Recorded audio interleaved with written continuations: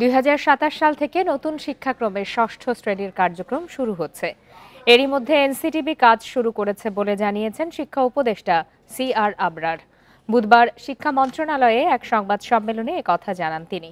সেই সঙ্গে আগামী জুলাই থেকে কলেজগুলোতে অনলাইনে শুরু হবে শিক্ষকদের বদলি। এই ঈদে জামা জুতো অ্যাকসেসরিজের ডিসকাউন্ট।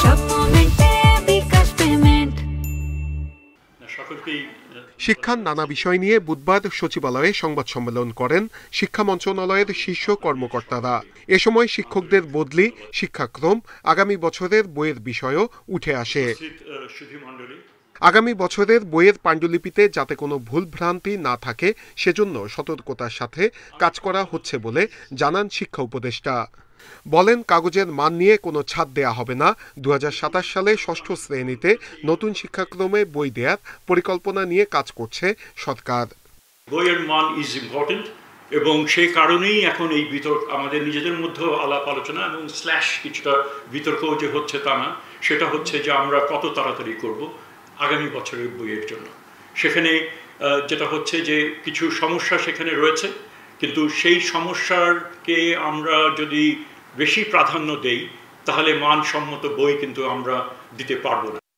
বদলি নিয়ে শিক্ষকদের ব্যাপক ভোগান্তিতে পড়তে হয়, এজন্য জুলাই থেকে অনলাইনে বদলি হবে।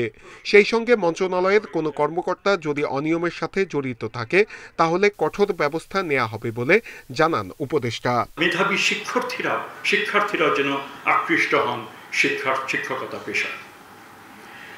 বদলি, পদোন্নতি এবং প্রশাসনিক অনুমোদনের মতো কাজ যেন শিক্ষকরা হয়রানির শিকার না হন, এই প্রক্রিয়াগুলোকে আরো সহজ এবং স্বচ্ছ করা হচ্ছে। দেশে বেকার সমস্যা সমাধানে কারিগরি শিক্ষাকে এগিয়ে নিতে নানা উদ্যোগের কথাও জানানো হয়।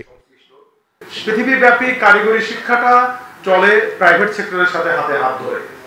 এই আমার মনে হয় যে আমাদের একটাই মাত্র দেশ হয়তো পৃথিবীতে হতে পারে যে কারিগরি সেক্টরের সাথে আসলে প্রাইভেট সেক্টরের আমরা মেলবন্ধনটা করতে পারিনি।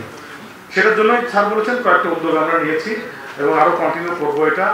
যোগ্যদের উপাচার্য হিসেবে নিয়োগের জন্য নির্বাচনের প্যানেল গঠন করা হয়েছে বলে জানিয়েছেন শিক্ষা উপদেষ্টা। নূরে আলম, ইন্ডিপেন্ডেন্ট নিউজ, ঢাকা।